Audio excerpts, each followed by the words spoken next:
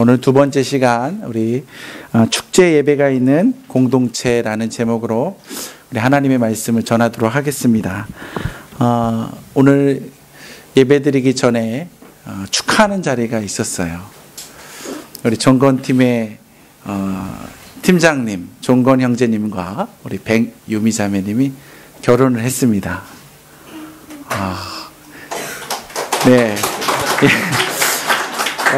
누가 가장 부러워하나 봤더니 이게 나이가 많으신 분들이 우리 현명 형제가 가장 기뻐하시네요. 그리고 부러워하시고 그리고 우리 또 어떤 분들 축하했죠. 우리 구준이 아빠 엄마 우리 구준이 우리 탄생 축하하면서 잘 자라라 이런 마음으로 축하해 줬고요.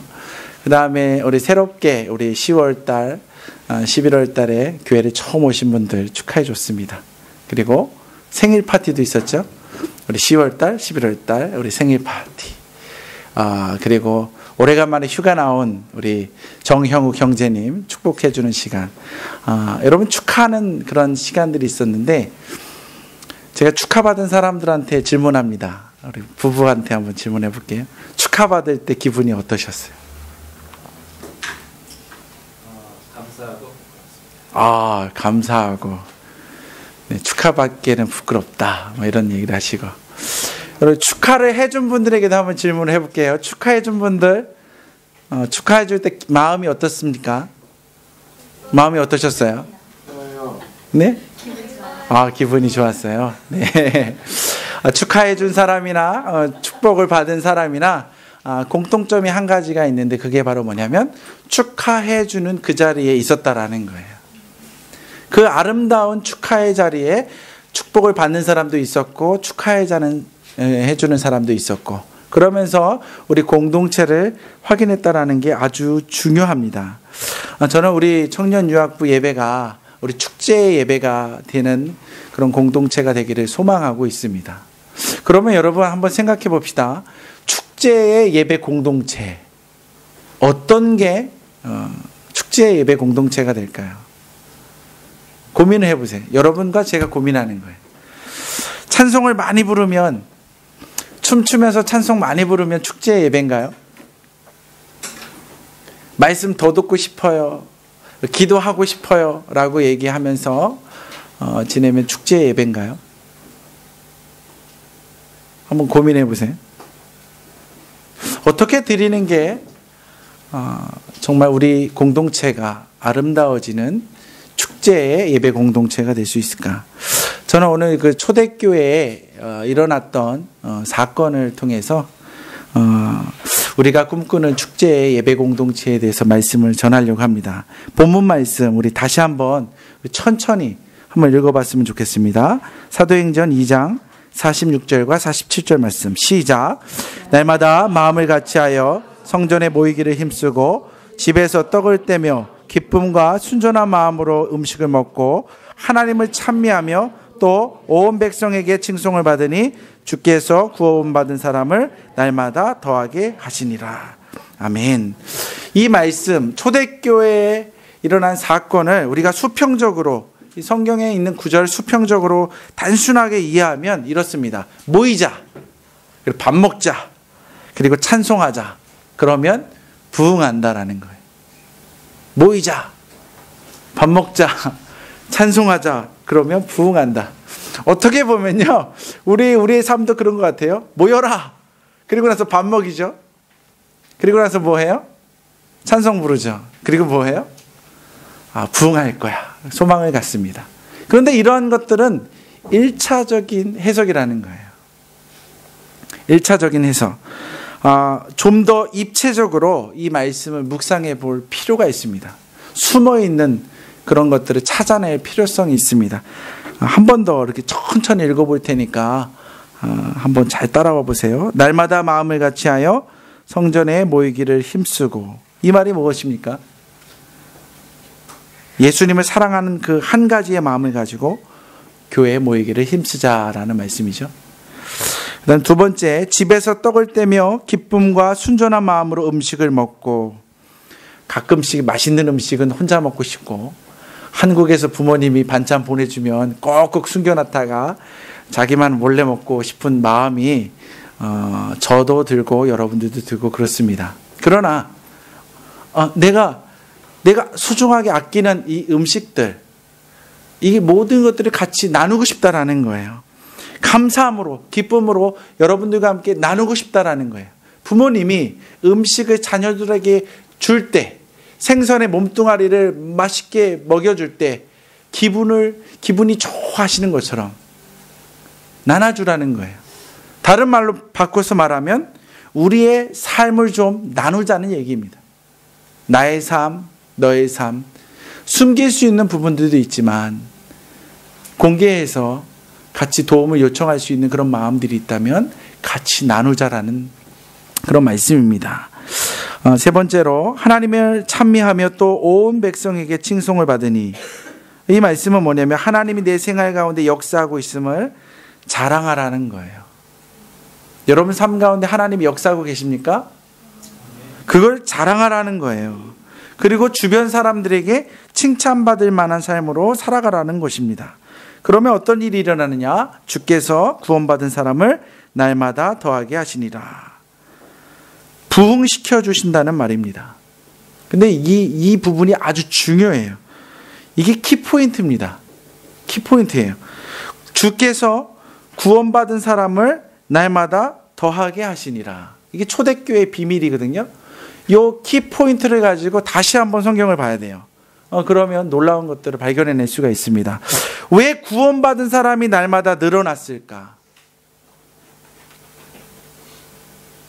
모였더니, 밥 먹었더니, 찬송했더니 부흥했다? 이건 1차적인 거예요. 숨겨져 있는 뭔가가 있습니다. 뭔가가 있어요. 어떻게 했길래 부흥했을까? 그것도 날마다 그 초대교회 사람들이 더해갔을까? 여러분 한번 고민해 보세요. 47절 말씀 한 번만 더 읽어볼게요. 함께 읽습니다. 시작. 하나님을 찬미하며 또 온 백성에게 칭송을 받으니 주께서 구원받은 사람을 날마다 더하게 하시니라. 여러분 하나님을 찬미한다는 것이 뭐죠? 하나님의 이름을 높이는 거예요. 높이는 거. 이게 찬송이라고 합니다. 찬송. 그래서 우리는 노래를 통해서 하나님의 이름을 높여드리죠. 예배 시간에도 부르고 가스펠 음악을 다운로드해서 귀에 꽂고 다니면서도 부르고.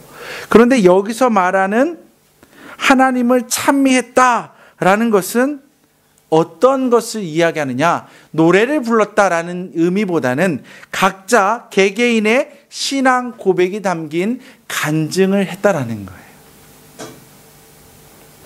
개개인의 간증이 모일 때마다 쏟아졌다라는 거예요. 이것이 아주 중요합니다. 여러분 예수 믿는 사람들, 특별히 처음 예수 믿은 사람들, 이 중에 예수 믿은 지 1년이 안 된 사람이 있으세요? 혹시? 한번 손 들어보세요. 예수 믿은 지 1년이 안 됐다. 다 예수 믿은 사람들이네, 예전부터. 여러분 잘 생각해 보세요. 여기에 지금 예수 믿지 않은 사람이 왔습니다. 그런데 이 공동체 안에서 말씀을 듣다가 나도 예수님을 믿고 싶다라고 고백하는 거예요. 그리고 예수님을 믿었어요. 믿고서 기도하면서 살아갔는데 내 삶 가운데 하나님의 역사가 너무 큰 거예요. 그 사람이 와가지고 간증하기 시작합니다. 나는 하나님이 누군지도 잘 모르겠어요. 예수님이 어떤 분인지도 모르겠어요. 그런데 그분이 나를 이끌어가고 계세요. 너무너무 기뻐요. 구원의 감격이 이런 것입니까? 내 삶에 변화가 일어나기 시작해요. 이렇게 간증하는 사람들이 모일 때마다 여기저기에서 나타났다는 거예요. 여기저기서 나타났다는 거예요. 여러분 이런 간증을 들었다라고 생각해 봅시다. 그러면 우리 마음에 무슨 마음이 들까요? 처음 예수 믿은 사람이 간증하는 모습을 우리가 보고 들었다. 그럼 무슨 생각이 들까요? 지난주에도 말씀드렸는데 내가 전도한 사람이 예수님을 만나서 완전히 다른 인생을 살아가는 모습을 확인하는 순간이에요. 간증은요, 내 인생의 주인이 하나님이다라고 명확하게 고백하는 순간이거든요. 그것을 내가 직접 경험했다, 목격했다, 그러면 내 안에 어떤 생각이 들을까요? 어떤 은혜와 감동이 밀려올 거예요? 어떤 은혜들이 우리에게 막 밀려올 거예요?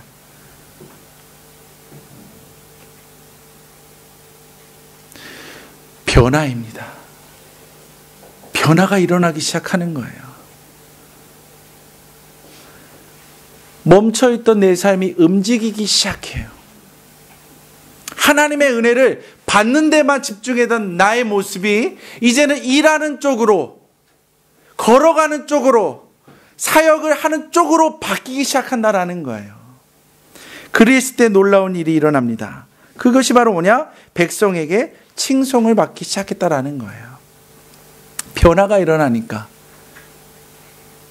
개인적인 중심에서 하나님의 은혜를 받아들인 자세에서 이제 은혜를 발산하는, 하나님의 은혜를 나누는 쪽으로 살다 보니까 주변에 있는 사람이 변화됐네, 달라 보이네, 너의 삶이 멋있어 보여, 나도 너처럼 변할 수 있을까라고 주변에 있는 사람들이 그를 바라보기 시작한다라는 것입니다. 고린도후서 5장 17절 말씀에 보면 이런 말씀이 있습니다. 누구든지 그리스도 안에 있으면 새로운 피조물이라. 이전 것은 지나갔으니 보라 새 것이 되었도다. 예수를 믿어서 새 사람이 되는 거예요. 예수를 믿어서 새 사람이 되는 거예요. 여러분, 그리스도 안에서 새 사람이 된다라는 것은 변화한다라는 거예요. 변화한다는 거예요. 변화한다는 그 자체에 놀라운 에너지가 있습니다. 힘이 있어요. 영향력을 끼치게 되는 거예요. 그러니까 내 곁에 누가 몰려오죠? 사람들이 불러오기 시작합니다. 사람들이 몰려오기 시작해요. 그러면서 어떤 일들이 일어납니까? 예배 공동체 안에 여기저기에서 예수님을 영접했습니다. 내 안에 내 죄가 다 용서되는 것을 경험하고 있습니다. 나는 이제 하나님의 자녀입니다. 하나님의 자녀의 권세가 무엇인지 정확히는 알 수 없으나 느껴지는 것 같아요. 내가 하나님을 위해서 버릴 수 있는 거 버리고 싶습니다. 내가 하나님을 위해서 하나님이 좋아하는 일이 있으면 헌신하고 싶습니다. 누가 고백하느냐? 새신자들이 고백하는 거예요. 예수를 믿는 지 얼마 되지 않은 사람들이. 그러다 보니까 기존에 예수 믿는 사람들이 막 충격을 받기 시작하는 거예요. 도전이 오기 시작하는 거예요. 가만히 있어서는 안 되겠다. 먼저 믿은 자로서 더 본을 보이며 더 열심히 하나님의 일에 집중해야겠다라는 마음과 생각들이 드는 것입니다. 여러분, 저는 소망합니다. 저는 꿈꾸고 싶습니다. 이 자리에, 이 예배 시간에 저 예수님 믿고 싶어요라고 고백하는 사람들이 좀 나왔으면 좋겠어요. 예배를 드리다가 막 기도 시간에 벌떡 일어나가지고, 목사님, 지금까지 제가 교회 다녔지만 저는 예수를 믿지 않았습니다. 전 종교인이었습니다. 그러나 내가 예수를 믿고 싶습니다. 저를 위해서 기도해 주세요. 여러분, 그런 사람이 나타나서 저와 여러분이 함께 기도해 준다면 어떤 일이 일어날까요? 저는 꿈꿉니다. 이 자리에서 내가 하나님 안에서 열심히 살아간다고 했는데 아직도 나는 내 이기적인 사고와 생각과 생활 습관을 가지고 교회에 왔을 때는 정말 멋있어 보이는 크리스찬이었지만 나가면 욕하고 나가면 더러운 곳에 빠지고 더러운 곳에 그 암흑 같은 곳에서 뒹구는 것을 좋아하는 사람입니다. 그러나 주님이 원하지 않기 때문에 내가 결단하고 싶습니다. 너무 어렵기 때문에, 끊어버리는 것이, 결단하는 것이 어렵기 때문에 여러분들이 저를 위해 기도해 주십시오. 그러면 제가 결단할 수 있을 것 같습니다. 그렇게 고백하는 사람이 나타난다면, 그를 위해서 우리가 기도해 준다면 우리의 예배가 어떻게 변화되겠습니까?